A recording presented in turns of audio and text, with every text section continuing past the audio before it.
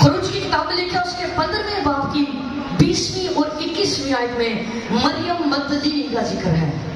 وہ دف بجاتی تھی اور خدا کی ستائش کرتی تھی، اور وہاں لکھے اس کے ساتھ بہت سی لڑکیاں ہیں. آج ہمارے ساتھ بھی لڑکیاں ہیں. کتنے لوگوں نے ان بہنوں کے وسیلے سے برکت پائی ہے. آئیے یہ نوجوان ہیں، یہ 15 16 سال کی بچیاں، سب سے چھوٹی بچی ہے ہمارے پاس، یہ 9th میں پڑھتی ہے اور 14 سال کی بچی ہے.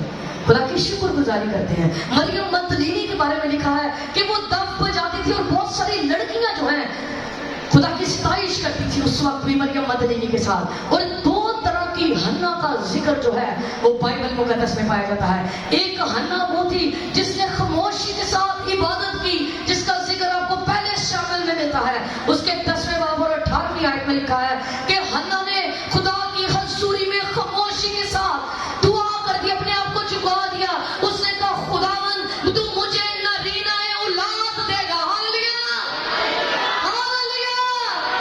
جب اس نے جھک کر دعا کی خدا نے اس کو 7 بچے بخشے. آج لوگ خدا پر ایمان نہیں رکھتے ہیں، دعا نہیں کرتے ہیں، خدا کی حضوری میں جانا پسند نہیں کرتے ہیں، لیکن اس نے کہا خداوند تو مجھے نرینہ اولاد بخشے گا. میں تیری حضوری میں جھکتی ہوں. اور جیسے ہی اس نے جھکنا شروع کیا خدا نے اس کو اولاد جیسی برکت عطا کی. ایک حنا وہ تھی جو عاشر کے قبیلے سے تھی، جس کا ذکر ہمیں لوکا کے 2 باب میں ملتا ہے.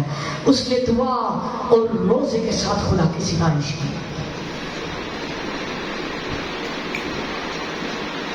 خدا کی شکر گزاری کریں کہ آج آپ خدا کے کلام کو سننے آئے ہیں. آپ مبارک ہیں.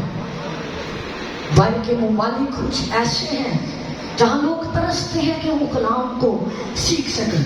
جب ان کے پاس بائبل مقدس آتی ہے اور 100 لوگ ایک بائبل کے پیچھے بھاگتے ہیں کہ ہمیں یہ چاہیے، آج آپ کے پاس وقت ہے کہ آپ خدا کے کلام کو لے سکیں. خدا کی شکر گزاری کرتے ہیں. آستر کے بارے میں کتنے لوگ جانتے ہیں؟ کلام میں لکھا آستر نے روزہ رکھا، اس نے اپنی قوم بچا لی.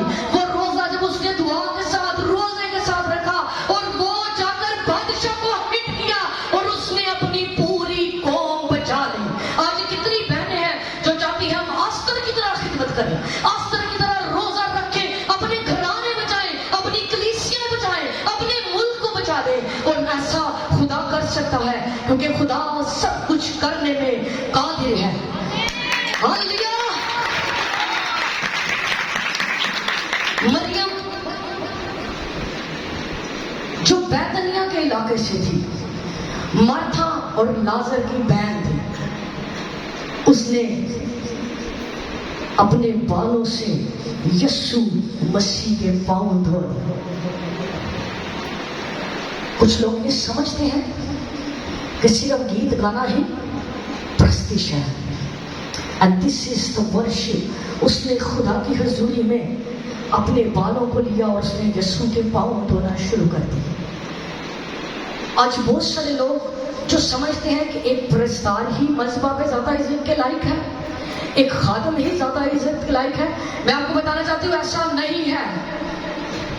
جو دروازے پر بھی چرچ کی اپنی ڈیوٹی کو سر انجام دیتا ہے، دس از دا ورشپ. سانس بچانا بھی ورشپ ہے، ہدیہ اٹھانا ورشپ ہے، ان چیئرز کو لگانا بھی ورشپ ہے، اپنے بچوں کو خدا کی حضوری میں ڈیڈیکیٹ کرنا بھی ورشپ ہے.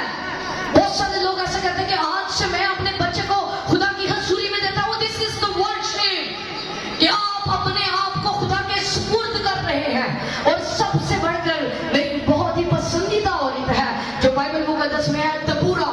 لکھا ہے کہ دبورا کے بارے میں کہ وہ اتنی ذہین عورت تھی کہ لوگ اس کے پاس بڑے بڑے فیصلے کرنے کے لیے آتے تھے.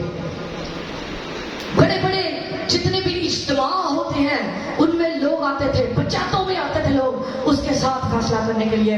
اور جب اس نے بر کو بھیجا جنگ کرنے کے لیے اور وہ جنگ جیت کر آیا اور اس نے خوشی کے ساتھ ناچتے ہوئے خدا کی ستائش کی. And this is the worship of the Lord. Hallelujah.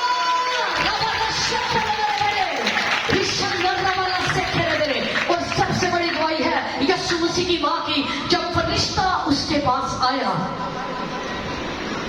اس نے کہا کہ تو روح القدس کی قدرت سے حاملہ ہوگی. اس نے کہا میرے لیے تیرے قول کے موافق ہے. میری جان خدا کی، میری جان خدا کی. And this is the worship. یہ پرستش ہے کہ اپنے آپ کو خدا سے کہنا. کلام میں لکھا ہے جو کام کرتے ہو یہ جان کر کرو کہ خداوند کے لیے کرتے ہو. آپ یہ مت سوچیں کہ جتنے ٹی وی پہ نظر آتے ہیں گیت گانے والے صرف وہی پرستار ہیں. We all are the worshippers of the Lord. ہم سبھی اس کی حضوری میں پرستار ہیں. کچھ لوگ کہتے ہیں کہ کڑی کو ورشپ نہیں کرنی چاہیے، صرف لڑکے ورشپ کریں گے. ایسی بات نہیں ہے. میں آپ کو کلام میں سے ثابت کر کے بتاؤں گی کہ کلام کیا کہتا ہے. آئیے گلاطیوں